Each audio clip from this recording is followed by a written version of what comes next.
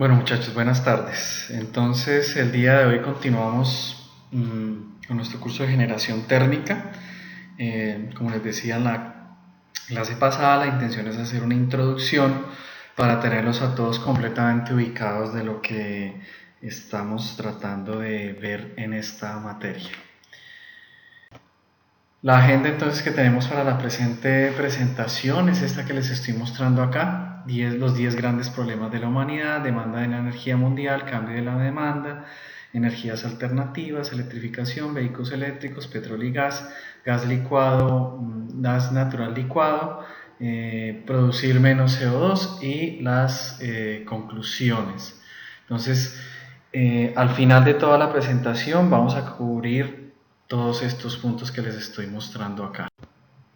En mi caso las señalo aquí al final, ¿sí? De acuerdo al punto de vista del Nobel Richard Smiley, los 10 problemas más importantes en los próximos 50 años son estos que les estoy enumerando acá.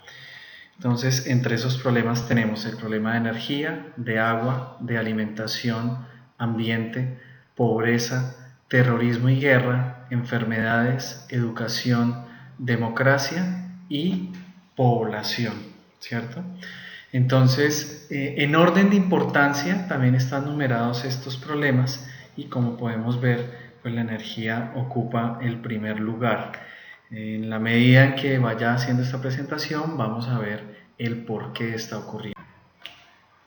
Bueno, ¿y por qué? Esta frase dice, sabe muy bien, pero llena menos. Esa es una frase, digamos, que también la estamos refiriendo al tema de la energía. Lo que tenemos que hacer es generar más energía, ser más eficientes en el uso de esa energía. Entonces tenemos que producir más energía con menos producción de dióxido de carbono. Ese es el significado de esa frase. Y entonces las preguntas son, teniendo en cuenta, digámoslo así, la escala correspondiente, es decir, cuánta cantidad de más energía tenemos que producir, cuánto menos dióxido de carbono tenemos que producir, por cuánto tiempo, cuál es esa nueva tecnología que vamos a utilizar y cuál es esa nueva infraestructura que también vamos a utilizar. Esas son preguntas importantes que se plantean al momento de hacer generación. Entonces ahora les voy a hablar de la demanda de energía a nivel mundial. Esta gráfica que tenemos aquí me está mostrando en este eje los años. Fíjese que aquí empieza de 1980 al año 2035 y en este eje de acá tenemos la demanda de energía en unas unidades que se llaman megaTOEs. La conversión de megaTOEs es que un megaTOE corresponde a 42 gigajoules. ¿Sí? Y lo que me está mostrando acá en estos colores son las diferentes formas de energía, es decir, renovables, biomasa, hidroeléctricas, nuclear, gas natural, carbón y petróleo. Entonces, ¿qué es lo más importante que ustedes ven en esta gráfica? Quiero que la miren por un par de segundos y piensen qué es lo más importante, el mensaje más importante en cuanto al tema de la demanda de combustibles en estos tiempos.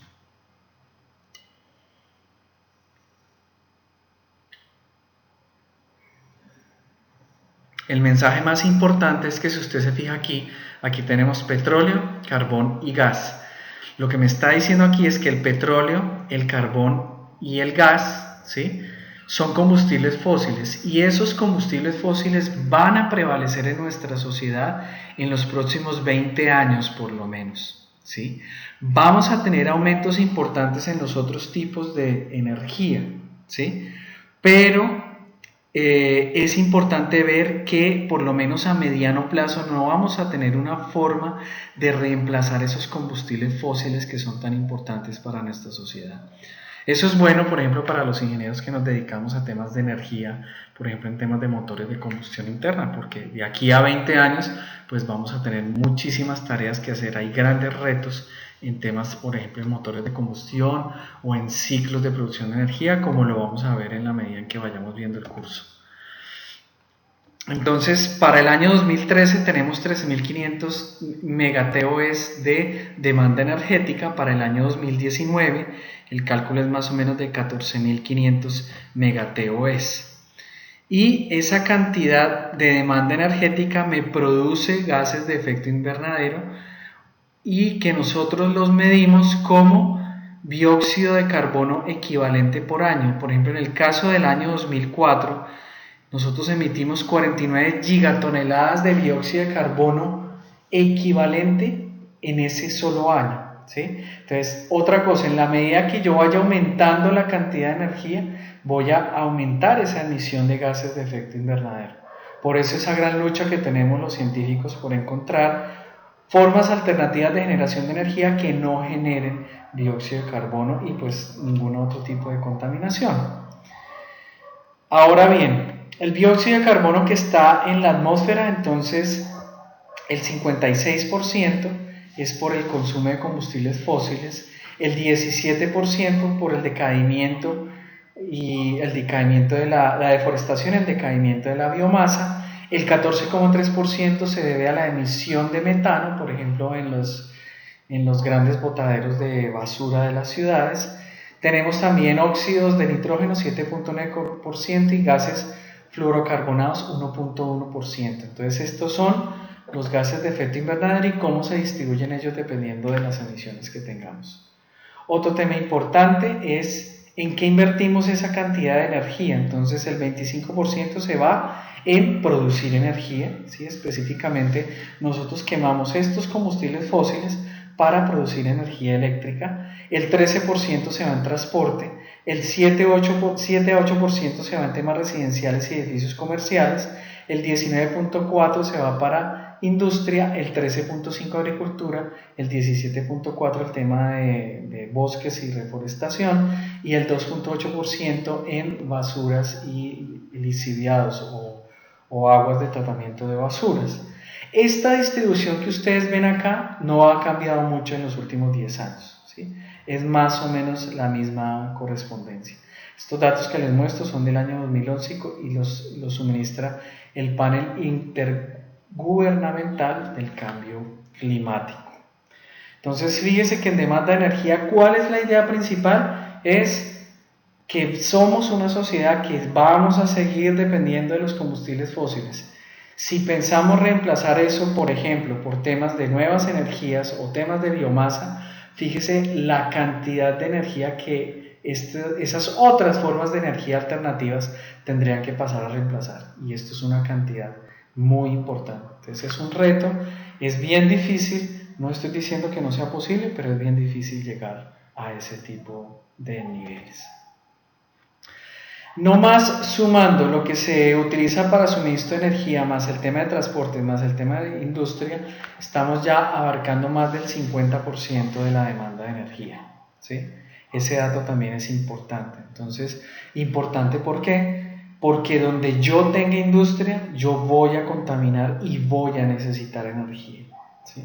Entonces, esa es una característica que tienen los países industrializados, es que ellos tienen industrializado, su nivel de vida es alto, pero también son países que contaminan de manera importante el mundo, ¿no? Son responsables de esa contaminación mundial. Eso es bien importante tenerlo en cuenta. Luego, entonces, teniendo en cuenta lo anterior, ¿sí? Y unas investigaciones ya un poco más recientes, ¿sí? Del año 2017, pues hay una serie de conclusiones que son importantes y que considero importantes que tengamos en cuenta, sobre todo para la actualidad mundial, ¿sí? Es que, primero, los Estados Unidos se está convirtiendo indiscutiblemente en el líder mundial en cuanto al tema de petróleo y gas, ¿sí? Eso es muy importante desde que los Estados Unidos desarrollaron esas nuevas técnicas para extraer petróleo, como el tema del fracking que es tan discutido aquí en Colombia. Entonces Estados Unidos ha pasado de ser un gran importador desde los árabes a ser inclusive un exportador de combustible y a tener grandes reservas, ¿sí? Porque ahora está explotando al máximo todas las reservas que tiene.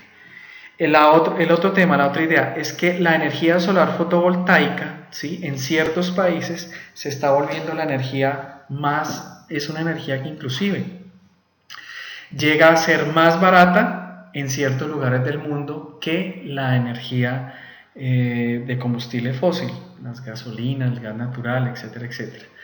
En el taller que ustedes van a hacer hoy, ¿sí? Se van a fijar un país que está utilizando la energía solar fotovoltaica porque inclusive puede llegar a ser más barata. Es Marruecos, ¿sí?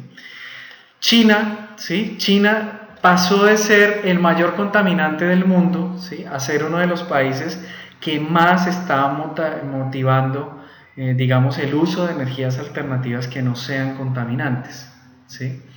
Y eso en atención al gran poderío que ha venido adquiriendo sobre todo en los últimos años. Si ustedes escuchan noticias, pues el tema de China se está poniendo bien complejo con los Estados Unidos por temas de la electrónica, de la producción. China es una potencia en temas de cemento, ¿sí? En temas de software e información. Para todos digamos, es un hecho de que no se puede negar que China ha adquirido un gran poderío en temas de comercio, en temas de electrónica, como le decía hace un rato. Entonces, digamos que China también en temas de energía se ha puesto la bandera de motivar energías muchísimo más amigables con la naturaleza, ¿sí? Otro tema es que todo se está electrificando, ¿sí? Entonces, además de producir energía eléctrica a través de combustibles fósiles, como ustedes lo vieron en los talleres anteriores, la idea también es encontrar otro tipo de energías que me produzcan también energía eléctrica y que me permitan entonces a mí tener una sociedad que sea viable y sustentable, ¿sí? Entonces hay muchos procesos que se están estudiando ahora, ¿sí? Y tecnologías nuevas que están ayudando precisamente a esa electrificación, ¿sí? En temas de refrigeración, temas de vehículos eléctricos, temas de digitalización, el IoT, etcétera, etcétera. Muchachos, ustedes son esa generación que está disfrutando al máximo de esas nuevas tecnologías, entonces siempre hay que tenerlas en cuenta, hay que estudiarlas, hay que estar actualizados en eso y pues una de las misiones de nosotros como universidad es trabajarlo también. Otra idea importante, ¿sí? Es que nosotros necesitamos como sociedades, o bueno, eso sucede más que todo en las sociedades de primer mundo, es que el tema energético, ¿sí? Tiene que ser un tema que sea asequible para todo el mundo, que suministre energía de manera, digamos, sostenible, ¿sí? Y que también esa sostenibilidad incluye lo que es la palabra seguridad, ¿sí? No solamente desde el punto de vista de los combustibles fósiles, sino por ejemplo también desde el punto de vista de las energías que provienen del tema de energías nucleares, ¿sí? Entonces es muy importante desde el punto de vista de los gobiernos, de la política, de la economía, ¿sí? Que estemos explorando cada vez más esas posibilidades o esos caminos que nos lleven a tener energía sustentable pero al mismo tiempo segura, ¿sí? Entonces mucho del movimiento que se ve político a nivel mundial está ocurriendo precisamente porque los Estados Unidos, y bueno, en realidad sí hay que ponerle mucho cuidado al tema de China, pues que ellos estén dominando el tema de la información, que estén en la capacidad de espiar información, que estén en la capacidad de, bueno, tener energía nuclear y de pronto no utilizarla para buenos bienes, fines, etcétera, etcétera. Entonces, esos son temas que hay que tener en cuenta. Y la idea principal es decirles, en temas de energía es bien complejo, es decir, no es un tema solamente técnico, que es lo que estamos enfatizando en este curso de generación de energía, sino que también es un tema que involucra política internacional. Ahora bien, teniendo en cuenta esa gráfica de demanda de energía, entonces aquí les estoy mostrando cuál va a ser ese cambio de la demanda entre los años 2016 a 2040 en megaTOS, que como les decía anteriormente es una unidad de energía, ¿sí? Entonces, fíjense en lo siguiente, esto es una proyección del año 2016 a 2040. En esta me está diciendo que Estados Unidos, en vez de ser importador, va a ser exportador. Un número negativo aquí significa que el país va a ser exportador. Lo mismo se está diciendo de Europa, ¿sí? Con fuentes no solamente alternativas, sino también energía nuclear. ¿Sí? Eso hay que tenerlo en cuenta. Y los demás países o zonas del mundo, Japón también, fíjese acá, menos 50. Y los demás países que tienen valores positivos, ¿sí? significa que en esos países vamos a tener necesidad de energía, necesidades crecientes de energía, ¿sí? Y como ellos van a tener necesidades crecientes de energía, también se vuelven responsables por las emisiones de gases de efecto invernadero, ¿sí? Entonces, por ejemplo, fíjese la India, fíjese la China, fíjese el Medio Oriente, fíjese África, ¿sí? Son países que van a empezar a consumir cada vez más y cada vez más. Y esto entonces los hace responsables también de las grandes proporciones de emisiones de gases de efecto invernadero al mundo, ¿sí? Al mundo. Entonces eso también es importante tenerlo en cuenta dentro de esa balanza energética a nivel mundial. Entonces aquí muy rápidamente vemos que el consumo estamos hablando de demanda de energía a nivel mundial por combustible, ¿sí? Entonces fíjese que el carbón va a disminuir, como lo mostramos acá.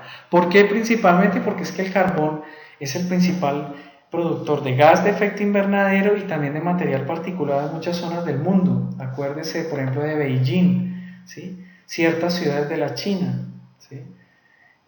También el tema de uso de carbón intensivo se encontraba en Alemania hace varias décadas, pero ellos han cambiado esa balanza y ya se han vuelto muchísimo más limpios. Fíjese que el petróleo como tal también se espera que tenga una disminución del uso como tal. El gas se va a mantener, ¿sí? Se va a mantener en la misma proporción en los próximos años, y los hidrocarburos bajos en carbono también van a tener un avance importante, ¿sí? Un avance importante, ¿sí? Fíjese que aquí tenemos hasta un 85% de crecimiento en este tipo de energía, ¿sí? Y otra gráfica que es importante mostrar aquí es que China, ¿sí? La proporción de China en estas emisiones pues es bastante importante. Fíjese, lo que está en color oscuro en cada una de estas gráficas corresponde a lo que China consume, ¿sí? A lo que China consume. Entonces China tiene una gran proporción en eso. Y pues eso es importante desde el punto de vista de entender también los temas de industrialización. Cuando tenemos países cada vez más industrializados, estos países consumen cada vez más combustible. Ahora bien, la energía solar fotovoltaica, ¿sí? También entonces vamos a tener un aumento importante, ¿sí? En la producción a nivel mundial del tipo de energías renovables, ¿sí? Pero entonces, ¿qué quiero destacar aquí? Entonces aquí tenemos la cantidad de energía que se puede producir por las diferentes formas de energía. Aquí tenemos el intervalo 2010-2016 de estos 4 tipos de energía: carbón, gas, energía nuclear y energías renovables. Y aquí tenemos un intervalo diferente de 2017 a 2040. Entonces fíjese que carbón disminuye, el tema de gas se mantiene como se los mostraba anteriormente, el tema de nuclear va a crecer, ¿sí? El tema de la energía nuclear va a crecer, y hoy en el taller, en los próximos talleres se van a dar cuenta porque el tema de energía nuclear también va a crecer, ¿sí? Y va a crecer no por cuenta de los países industrializados o que pertenecen al G7, sino va a crecer por cuenta de los países que están no en el primer mundo industrializado ni en el tercer mundo, sino en los países que están más o menos en el segundo mundo, que son nuevos productores de energía nuclear. Entonces vamos a tener un crecimiento también. Y en el tema de energías renovables, otras energías renovables se mantienen más o menos al mismo nivel. Energías eólicas también se mantienen al mismo nivel, tienen un crecimiento importante, pero digamos es en cierta forma del mismo orden. Pero fíjese que la energía solar fotovoltaica cada vez está siendo mucho más barata en su utilización, ¿sí? Solar fotovoltaica tanto aquí como acá. Entonces va a tener un avance importante, y en ese sentido, jóvenes, les quiero decir que en Colombia se están viendo iniciativas muy importantes en temas de solar fotovoltaica, porque esa energía es posible utilizarla, y aquí en la universidad hemos tenido la oportunidad de hacer varios proyectos relacionados con con este tipo de energía. Entonces sí es importante y es un nicho que nosotros podemos también trabajar. Ahora bien, en temas de generación de energía, lo que yo he llamado en esta diapositiva el futuro de la electrificación, ¿sí? Entonces, fíjese que nosotros teníamos esta gráfica que tenemos acá, ¿sí? Esta gráfica que tenemos aquí, en esta se determinan, ¿sí?, las fuentes de demanda de electricidad que más crecen a nivel mundial, ¿sí? Entonces, en motores industriales, refrigeración, pequeñas aplicaciones, grandes aplicaciones, vehículos eléctricos y otras aplicaciones, pero hay un crecimiento, eso es lo importante. Tenemos un crecimiento importante, sobre todo en estos ítems que estamos viendo acá. Y en el tema de generación de electricidad, ¿sí?, fíjese que aquí tenemos la unidad de energía, esto es teravatios hora, esto es una cantidad de energía. Les dije yo a ustedes que por favor repasen esas unidades para que tengan claro de qué se trata. Entonces aquí tenemos 2000 y aquí tenemos 10.000 teravatios, ¿sí? Y nos podemos dar cuenta que la China prácticamente va a casi duplicar su capacidad de generación de energía. Lo mismo la India, por ejemplo. Lo mismo el sureste asiático, el Medio Oriente, en África, ¿sí? Pero fíjese que en países como en Estados Unidos y la Unión Europea, el tema de producción de energía no es tan grande como en estos otros países. Eso es importante entender para, digamos, esa situación a nivel mundial de temas de energía, de generación de... En esta gráfica lo que tenemos es la cantidad de vehículos de carros eléctricos que vamos a tener en el mediano y en el largo plazo, ¿sí? Fíjese que para 2016 yo calcularía que tendríamos que 800.000 a 1.000.000 de vehículos eléctricos. Para el 2025 vamos a tener 50 millones y para el 2040 vamos a tener alrededor de 350 millones. Estos son los países que van a producir esa cantidad de carros. Fíjese que el comportamiento de esta gráfica es exponencial. Y estos son los países principales que van a participar: Estados Unidos, India, Unión Europea y China, ¿sí? Es súper importante eso. Y lo otro es el cambio, ¿sí?, el cambio en demanda de combustible, que esta gráfica ya la vimos antes. Este es un intervalo entre el año 2016 al 2040, ¿sí? Y estamos viendo que en esta unidad, que es millones de barriles por día, ¿sí?, entonces del año 2016 al 2040 pues vamos a tener este aumento, y la distribución va a ser esta que tenemos aquí, entre la mayoría para la industria petroquímica. También tenemos para temas de aviación y temas de transporte de mercancías, camiones para transporte de diferentes bienes, carros de pasajeros, y otros sectores no van a aumentar en su demanda, sino van a disminuir. En carros de pasajeros fíjese que va a bajar, y esto es principalmente porque los carros eléctricos van a demandar más del tema eléctrico que del tema de combustible fósil. Sin embargo, los motores de combustión interna van a seguir ahí todavía trabajando. Pero entonces fíjese que la industrialización, el crecimiento poblacional, el aumento de la demanda hace que el combustible pues se destine en estos aspectos de manera muy importante, ¿sí? A raíz entonces de los avances últimos de tecnología que han habido en el tema de la exploración del petróleo, que lidera Estados Unidos, entonces Estados Unidos en los últimos años, especialmente los últimos 10 años, se ha convertido en el líder mundial en cuanto a temas de petróleo y gas. Entonces, en ese sentido, gracias a tecnologías nuevas desarrolladas por ellos, por ejemplo el tema del fracking, que está tan de moda ahora, encontramos que ellos encontraron nuevas formas de extraer de sus pozos, digamos, más petróleo y más gas, y eso ha hecho que ellos, de ser unos importantes importadores del Medio Oriente, hayan cerrado completamente sus importaciones y se hayan dedicado a la producción doméstica.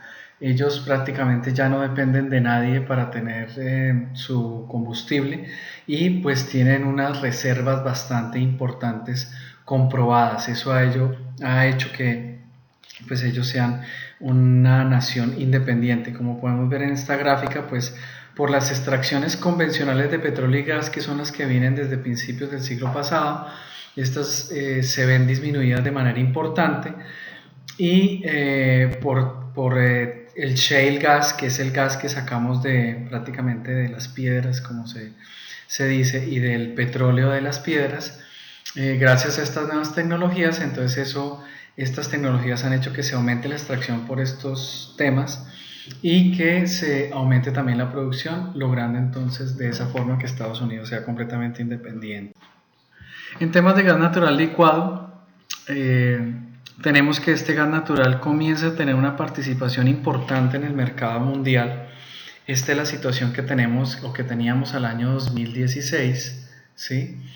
Y esta es la situación que se va a tener para el año 2040. En el año 2016 tenemos comercialización hasta por 706 billones de metros cúbicos de gas natural licuado, y prácticamente casi se duplica esa cantidad para el año 2040. Otra cosa que es importante es que esta gran cantidad de gas natural licuado se va para Asia en atención a sus demandas bien importantes dado su crecimiento industrial, y que Estados Unidos se vuelve un exportador importante de gas natural licuado y va a entrar también a participar en este aspecto de los combustibles fósiles en los próximos 15 a 20 años. Les recuerdo que el gas natural licuado es el mismo gas natural comprimido que nosotros consumimos en el hogar o que consumen los vehículos que consumen gas natural. Lo único es que es presurizado por encima de la presión de licuefacción, y de esa forma entonces lo logramos volver líquido, y eso nos ayuda a transportarlo de mejor manera. Entonces, los grandes exportadores de gas licuado para el año 2016 podemos ver que tenemos a Rusia, una gran participación, luego el Medio Oriente, parte de África, Australia, y los Estados Unidos y Canadá, y otros exportadores en menor proporción. Para el año 2040 entonces vamos a tener estos mismos participantes. Sin embargo, la parte de participación de Estados Unidos y Canadá va a ser más grande, la parte del Medio Oriente también va a ser más grande, las exportaciones de África y de Australia van a aumentar, ¿sí? Y las de otros exportadores pues van a ser menores. En el tema de importación, lo que les hablaba hace un rato, digamos, Europa tiene un 52% de este tipo de importaciones, Asia un 37% y otros países en el porcentaje restante. Sin embargo, para el 2040 vemos que Europa va a disminuir, o sea, la exportación total va a aumentar, como les decía, pero en porcentaje Europa va a bajar al 35%, Asia va a importar aproximadamente el 60% y el 5% restante se va en otros países. Potenciales de otras energías renovables. Entonces, la energía eólica, ¿sí?, tiene grandes posibilidades de crecer. Lo que yo les mostraba en el gráfico hacía un rato. La energía eólica va a aumentar, ese consumo, esa demanda de energía eólica va a aumentar. Se van a resolver varios problemas técnicos que nos van a permitir que estos sistemas sean más confiables, que podamos almacenar esa energía y que también podamos solucionar problemas de transmisión. Sin embargo, su participación en la canasta global pues no va a aumentar de manera importante como lo vimos. Luego viene el tema de la energía solar, ¿sí? Entonces tiene un gran potencial, sobre todo en aquellos países en que la energía de los combustibles fósiles es muy cara, como Marruecos, y también se están logrando importantes avances tecnológicos para que sean más adecuados, y en cuanto a distribución también sea muchísimo mejores estos sistemas. Lo mismo en el caso de energía eólica, que sea más confiable y que se solucionen los problemas relacionados con el almacenamiento. La otra energía es la biomasa, ¿sí? Tiene un gran potencial para reemplazar una fracción del combustible fósil que se usa para transportes, ¿sí? Por ejemplo, en el tema de gas natural, el tema de biodiesel, ¿sí? Sin embargo, todavía al día de hoy, a pesar de que ya hemos superado o ya hemos sobrepasado hasta 4 generaciones en el tema de los tipos de biomasa que se utilizan para producir combustibles, pues todavía hay un gran tema relacionado con el maíz y la producción de etanol. El otro tema que también persiste, a pesar de que ya hemos desarrollado 4 generaciones, es que en cuanto a temas de distribución de agua y tierra, dado que esta biomasa pues ocupa esas grandes extensiones y resulta que esas extensiones también las podemos ocupar para producción de alimentos. Entonces, en conclusión, estos 3 energías alternativas van a crecer, tienen un gran potencial. Hay temas tecnológicos que todavía hay que resolver y hay temas de, digamos, de logística o de distribución que también hay que pensar en cada uno de ellos. Sin embargo, pues sí es importante saber. Una conclusión importante o unas observaciones importantes son las siguientes. La energía es uno de los grandes retos de nuestro tiempo, ¿sí? En esta exposición yo no tengo puesto el crecimiento poblacional, pero el crecimiento poblacional tiene una directa relación con el consumo de energía. Entonces, si la población va a seguir aumentando, sin lugar a dudas lo va a hacer el consumo de energía, la demanda de energía que vamos a tener a nivel mundial. Entonces, es un tema que hay que manejar muy bien. Luego viene la energía. La energía no puede ser manejado como un asunto aislado, ¿sí? Hay muchos temas que están relacionados con la energía, ¿sí? El suministro, la demanda, la conservación, la aplicación, Producto Interno Bruto, la intensidad de carbono, la aceptación del público, la sostenibilidad, la tecnología, la política, etcétera, etcétera. La energía es toda una enmarañada de cosas bastante complejas que hay que resolver. Por eso no la podemos tomar como un asunto simple. Los combustibles fósiles van a seguir siendo importantes inclusive en el siglo XXI. En este siglo que nosotros estamos viviendo actualmente, los combustibles fósiles van a seguir siendo muy importantes de acuerdo a las proyecciones de demanda y de acuerdo a las proyecciones de crecimiento de las otras formas de energía. Las energías renovables están creciendo rápidamente, ¿sí? Pero todavía no tienen esa gran capacidad de llegar a cubrir o a reemplazar a los combustibles fósiles, como se los mostraba al principio de esta presentación. Entonces, ¿qué es lo que se está haciendo ahora? Ahora se está trabajando mucho en temas de eficiencia y conservación, ¿sí? Entonces, en temas de eficiencia energética, es decir, que de cada barril de petróleo que yo esté utilizando, utilice la mayor cantidad de ese barril para producir energía y en el caso de la termodinámica para producir energía en forma de trabajo. O que ese calor de rechazo, debido a que naturalmente no son sistemas 100% eficientes, que ese calor de rechazo tenga de alguna forma un aprovechamiento que contribuya a aumentar esa eficiencia, ¿sí? Entonces, este también es un reto muy importante para la ingeniería y para los futuros ingenieros que se están formando para el corto y el mediano plazo. Es tratar de encontrar métodos y sistemas que sean más eficientes o que conserven más la energía. Aquí les coloco entonces algunas unidades que yo estaba algunas unidades que les mostré en la presentación. Entonces un terawatt por año es igual a 30 watts y 30 watts es igual a 30 exajulios, ¿sí? Aproximadamente el consumo mundial de energía es igual a 400 watts por cada año. Este dato es para el año 2017. Y el consumo de energía en los Estados Unidos corresponde al 25%, es decir, a 100 watts por cada año, ¿sí? Y aquí tenemos otras equivalencias de consumo que son interesantes para ustedes. Por favor, léanlas bien y entiendan. Aquí entonces tenemos una serie de estadísticas y proyecciones que considero importante que ustedes las analicen, pues para que las tengan dentro de su cultura energética. Lo primero que tenemos que mirar es la población, ¿sí? Esta cantidad N de acá, y estas son cantidades medidas en billones de personas. Dense en cuenta que en el 2001 la población mundial ascendía a 6 billones, para el 2050 vamos a ser 9.4 y para el 2100 vamos a ser 10.4 billones de personas. Es un crecimiento muy importante de la población, es un crecimiento exponencial y que no va a parar. Este es el Producto Interno Bruto, digamos es un promedio a nivel mundial, y aquí lo tenemos.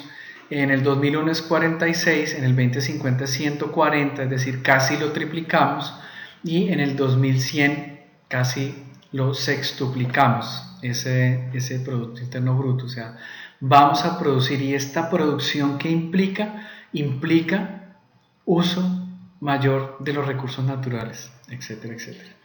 Y otro dato que yo quiero que se les quede a ustedes, y es este: velocidad de emisión de dióxido de carbono equivalente. Para el año 2001 es 24, para el año 2050 es 40, casi lo estamos duplicando, y para el año 2100 lo estamos duplicando con respecto al año 2001.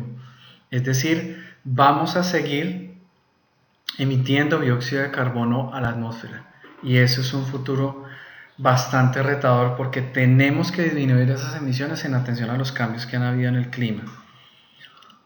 Entonces, como una frase, una gran conclusión es que como mínimo nosotros necesitamos triplicar el suministro de energía en el presente siglo. Todavía nos quedan 80 años para poder resolver ese problema en atención al crecimiento de la población. Las políticas más fuertes que uno encuentra a nivel mundial cuando analiza los diferentes gobiernos que están interesados en disminuir las emisiones de efecto invernadero y hacer más sostenible el tema de generación de energía para todas las personas. Entonces, vamos a llenar el mundo de vehículos eléctricos. Entonces, este es un tema importante que ustedes, jóvenes, como estudiantes de electromecánica y mecánica, tenemos que tener en cuenta para el tema de lo que va a pasar en el futuro a mediano plazo en Colombia. Tenemos que meternos en este tema de la tecnología de vehículos eléctricos. También tenemos que meternos en el tema de ser más eficientes en diferentes tecnologías para que los motores de los carros funcionen mejor, para que los motores de los camiones funcionen mejor, para que los vehículos, las lanchas, los barcos, el uso de la biomasa, etcétera, etcétera. Hay muchas medidas para hacer más y más eficientes los sistemas energéticos al día de hoy, y eso nos ayuda entonces a utilizar mejor la energía.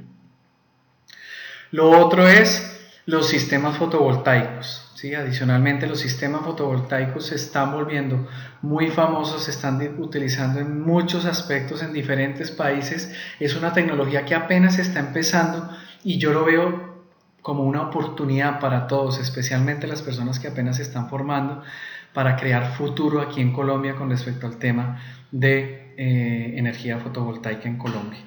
Y lo otro también es que el gas natural se va a convertir en una fuente de energía muy importante, como lo vimos en las gráficas que les mostraba anteriormente, relacionadas con esa demanda de energía. Entonces, es muy importante, por ejemplo, que aquí en Colombia, eso lo vamos a ver entre mañana y la próxima semana, que en Colombia exploremos muy bien y encontremos más reservas de gas natural, porque ese combustible pues lo vamos a seguir utilizando y la demanda va a aumentar, por ejemplo, en nuestro caso, en nuestro país. Entonces, necesitamos producir más energía con menos producción de dióxido de carbono, ¿sí? Entonces, para eso, ¿sí?, tenemos un escenario que fue creado por el Panel Intergubernamental para el Cambio Climático, y este escenario me habla de un escenario de desarrollo sostenible, el cual tiene 3 pilares. El primer pilar es manejar el cambio climático, ¿sí? El segundo es procurar porque el acceso a la energía sea universal, y el tercero es mejorar la calidad del aire, ¿sí? Entonces, para el 2100 necesitaremos triplicar la producción de energía, ¿sí? Pero necesitamos que las emisiones de dióxido de carbono disminuyan a la tercera parte comparados con el escenario al día de hoy. Entonces, esto que tenemos aquí, aquí tenemos el eje de los años, aquí tenemos el eje de gigatoneladas de emisiones de dióxido de carbono, y estos son los escenarios, ¿sí? Estos son escenarios creados por el panel intergubernamental dependiendo de diferentes políticas o diferentes acciones que hacen los gobiernos con respecto a temas de energía y generación de dióxido de carbono hacia la atmósfera. Entonces, el escenario más favorable de todos es este. Esta es la realidad, ¿sí? Nosotros, en la medida que han venido pasando los años, fíjese que aquí alcanzamos a ver la crisis que tuvimos en el 2009, que fue reciente, y estamos viendo que esa producción de dióxido de carbono sigue en aumento. Aquí digamos que de pronto se está estabilizando, y lo que estamos esperando a futuro, ¿sí?, es que ojalá entre todos los países y políticas de todos los países elaboremos una política que nos permita tener un escenario de desarrollo sostenible, que es este que tenemos acá, que eso es un escenario en el cual las emisiones de dióxido de carbono disminuyen de manera importante hacia la atmósfera, ¿sí?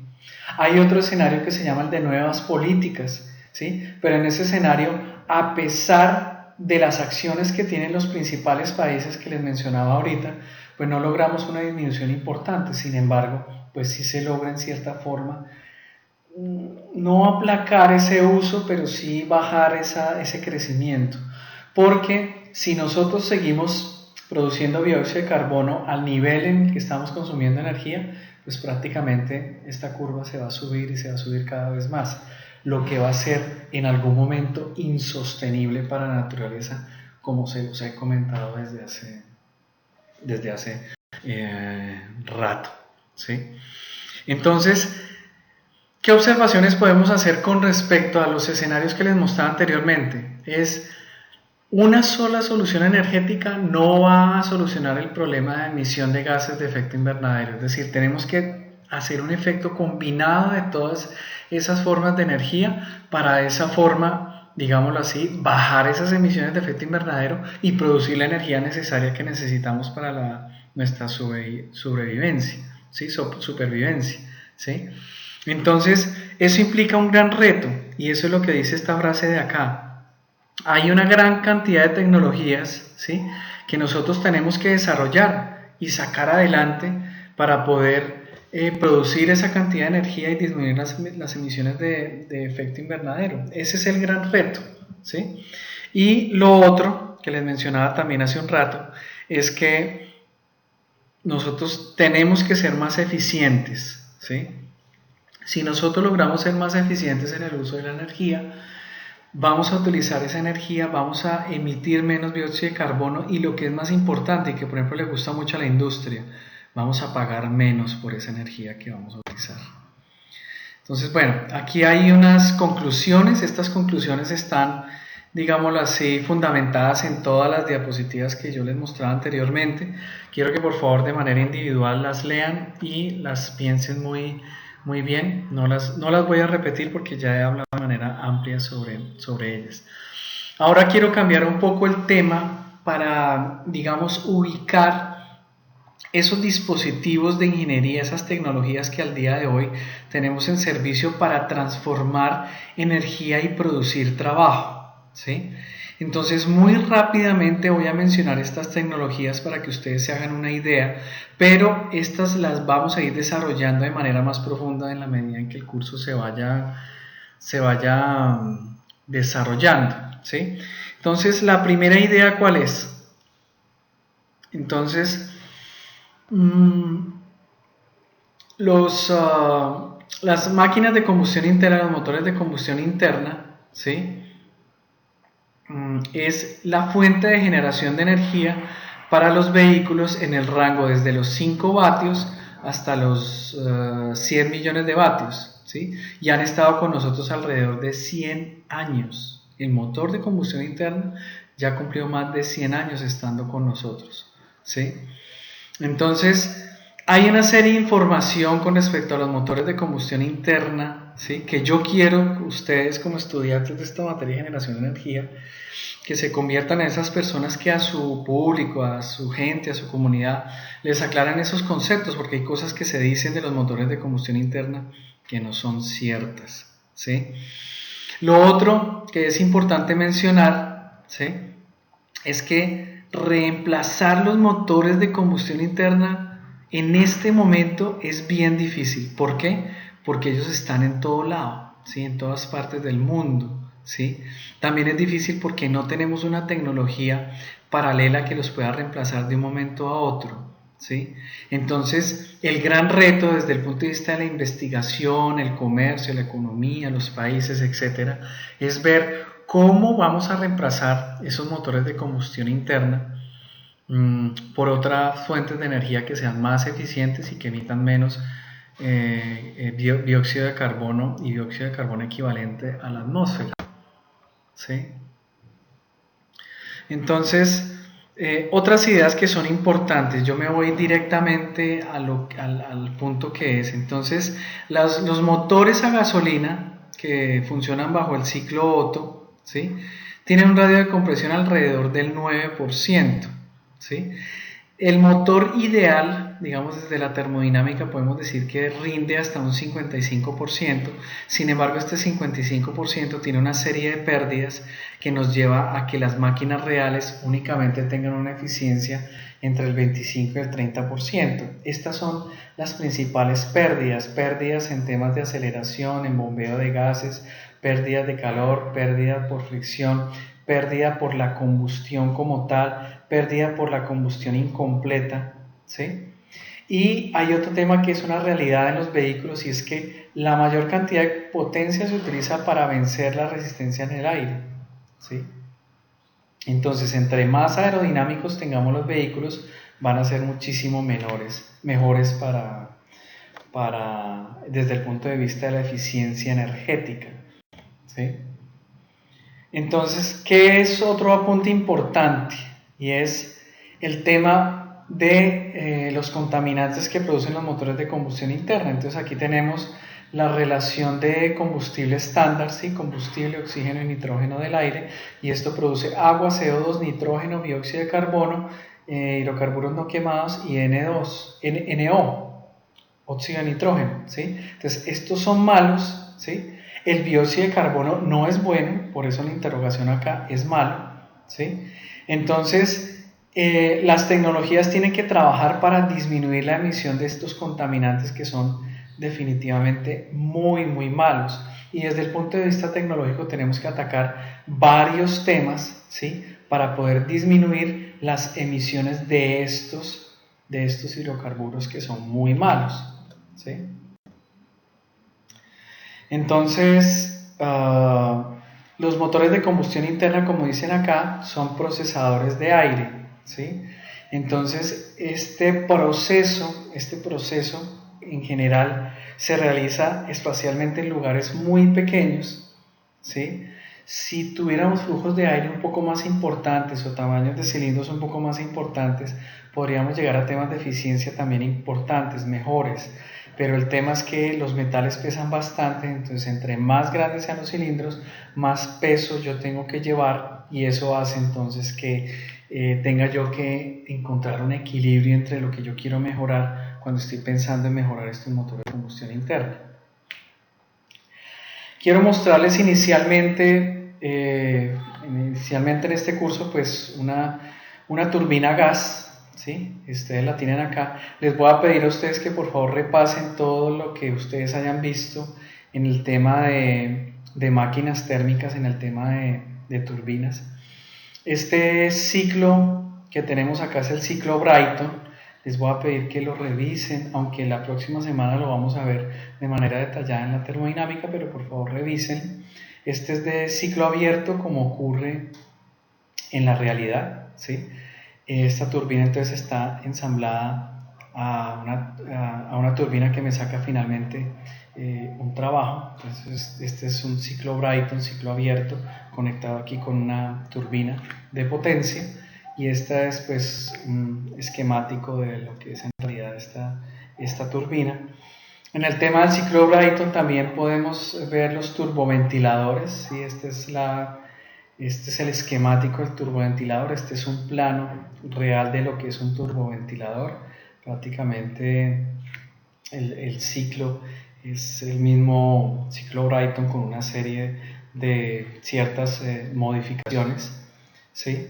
Entonces, ¿cuál es la gran ventaja de las turbinas? Y eso es en realidad lo que se aprovecha con respecto a los motores de combustión interna, y es que ellas pueden procesar muchísimo más aire, ¿sí?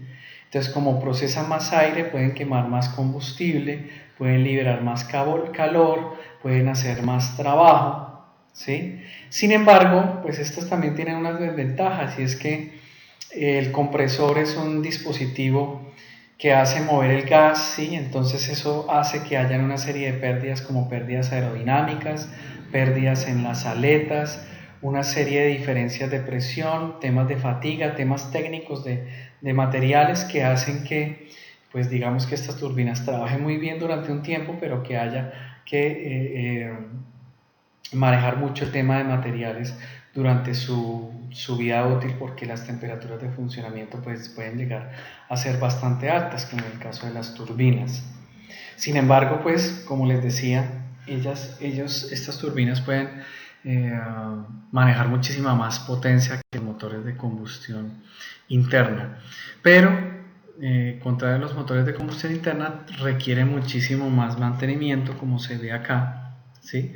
Entonces y es un mantenimiento que es caro, ¿sí? Es más costoso, ¿sí? Más adelante vamos a repasar el tema de turbinas a gas, porque es una de nuestras formas. Este ejemplo que les estoy mostrando acá es un ejemplo de una máquina de vapor, ciclo Stirling, de acuerdo a lo que está mencionando acá, ¿sí? Y digamos, estos son unos cálculos básicos, no los vamos a mirar ahorita en detalle, porque esos detalles los vamos a ver cuando ya veamos la termodinámica, bueno, y no el ciclo Stirling, sino más bien ciclo Brayton y Rankine, que son los principales para generación de energía.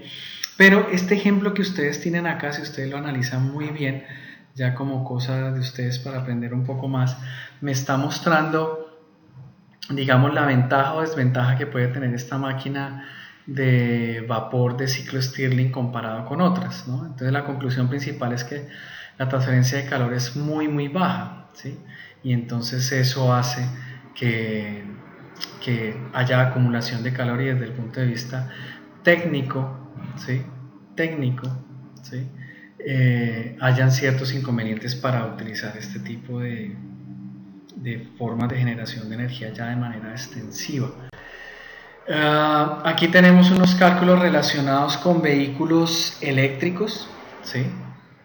Aquí me está mostrando que a pesar de que los vehículos eléctricos se habla de que son muy buenos comparados con los vehículos a gasolina, pues los vehículos a gasolina tienen una relación energía-peso, ¿sí? Energía-peso 78 veces más grande que el de las baterías, ¿sí?